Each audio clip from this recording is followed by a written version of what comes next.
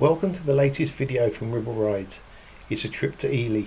The Fens is an area of 40,100 square kilometres, 15,500 square miles in eastern England between Lincoln and Cambridge, then further east. Although various rivers run through the Fens, it is mostly drained using canals. The area is essentially a flooded silt and clay plain with slightly raised areas such as Ely, although there is peat on the south side. The Romans cultivated islands and silt plains, although the peat areas were largely ignored until the mid-1600s, when the 4th Earl of Bedford engaged a Dutch engineer to drain the southern peat area. However, this resulted in the peat area level dropping by 3 to 4 metres. The Fens are now one of the best farming areas in England, supporting a wide range of crops.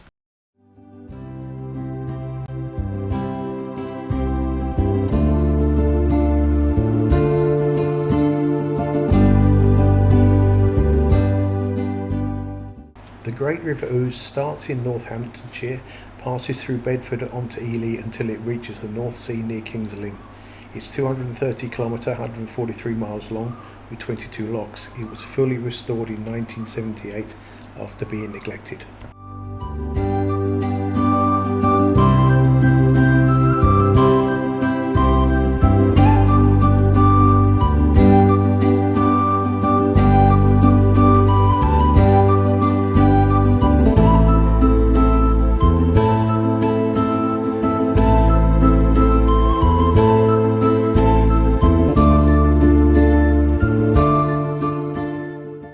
Oliver Cromwell was one of the most influential people in British history.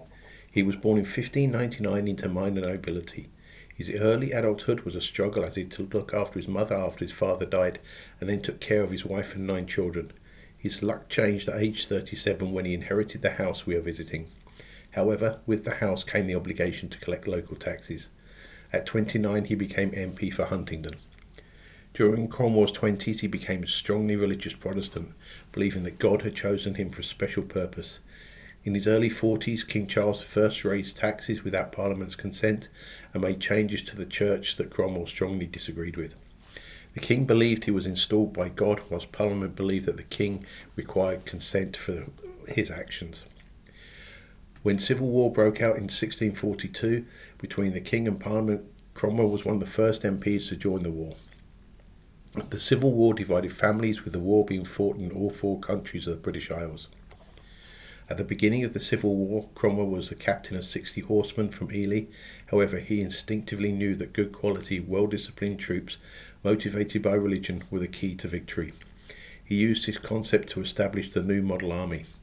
It was a professional army in terms of personnel, training and leadership, and is the basis of many modern armies. Cromwell was most decisive in Ireland, where Charles II lived in exile. He led massacres of Catholic soldiers and civilians in Drogheda and Wexford, followed by settling Protestants on confiscated land to ensure political dominance. When peace was restored, Cromwell formed and then dissolved various parliaments, before ruling effectively as a military dictator, during which time he lived at Whitehall Palace and Hampton Court Palace and was called Your Highness. It was the first time that England, Scotland, Wales and Ireland were unified under a single parliament. The parliament was the first modern one to have a written constitution. Cromwell tried to unify the country. He was strongly opposed to severe punishments for minor offences, was religiously tolerant, including stopping forced church attendance and letting Jews live in England, where they had been banned for 350 years. He even enabled grammar schools to flourish. Cromwell died just before his 60th birthday of a fever that was thought to be caused by malaria, which he'd caught in Ireland much earlier. He was given a royal funeral and was buried in the Chapel of Kings in Westminster Abbey. However, he didn't stay there long. 2 years later, Charles II was crowned and wanted revenge for his father's death. The men who signed the father's death warrant were hunted down and executed. Cromwell was already dead, and so his body was dug up, hung and was beheaded.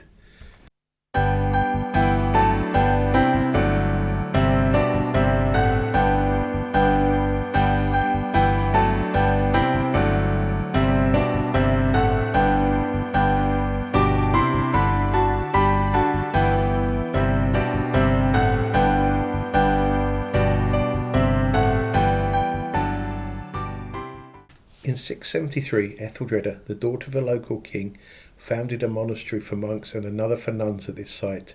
This brought a lot of pilgrims, which meant the monastery became rich. Unfortunately, this in turn led to Viking raids. In 1083, the site became a Benedictine monastery, with construction of the current cathedral having commenced. By 1109, Ely had become its own diocese. It's the third church constructed at this site. The cathedral can be seen from miles or kilometres away and must have been an even more impressive sight at the time, as people would rarely have seen such a huge building. On 13th of February 1322, the cathedral roof collapsed, possibly due to digging foundations for the Ladies' Chapel. As part of the reconstruction, the design was changed with the construction of a central octagon from 1328 to 1342. The walls of the octagon depict Etheldreda's story and the scenes from the Bible. The roof is held up by a complex timber structure that couldn't be built today because there are no trees big enough. In 1534, Thomas Goodrich became Bishop of Ely. He advised King Henry VIII about his divorce and also supported the construction of the monasteries and Catholic religious literature. By 1650, the cathedral had been largely destroyed. However, by 1660, reconstruction work had started and the cathedral was reopened. In the mid-1800s, stained glass windows were reinstalled in the cathedral.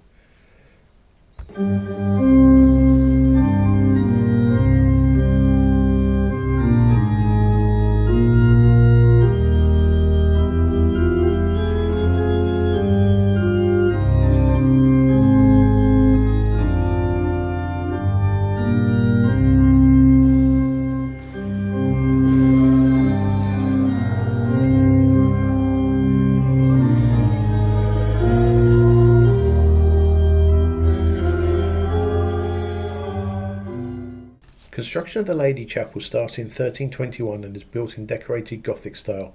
The carvings and statues would have all been painted and decorated. They would have depicted biblical stories.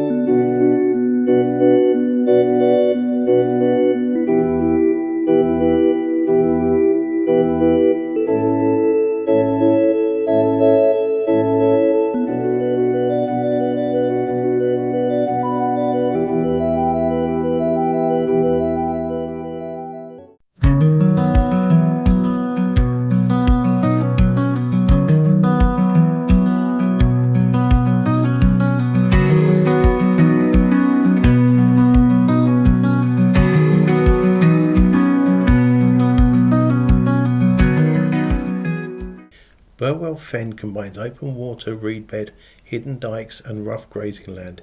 It's popular with bird spotters, with widgeons, swans, owls, warblers and harriers spotted at different times of the year.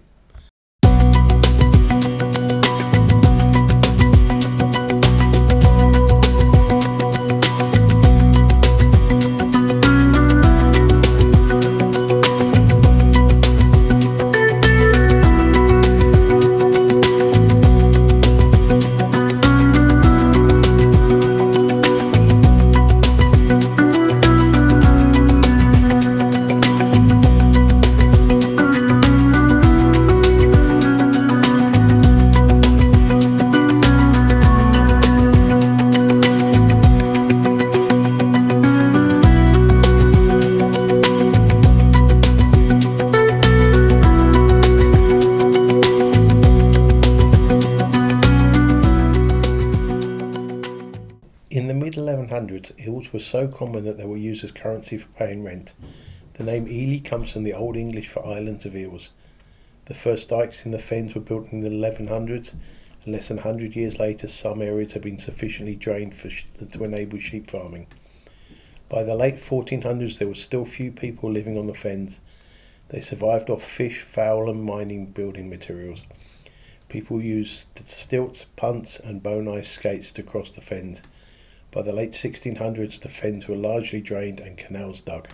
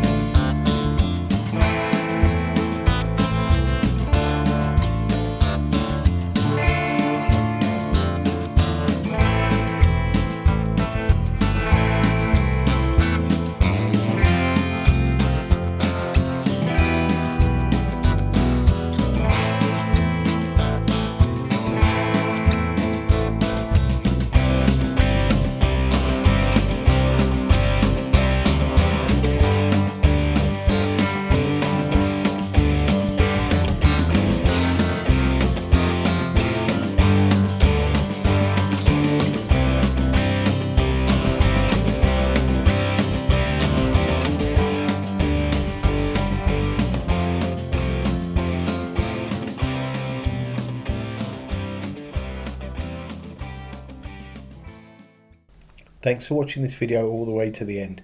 If you enjoyed it, please click the like and subscribe buttons. Next week we'll be back overseas in Thailand and Laos. Have a great week.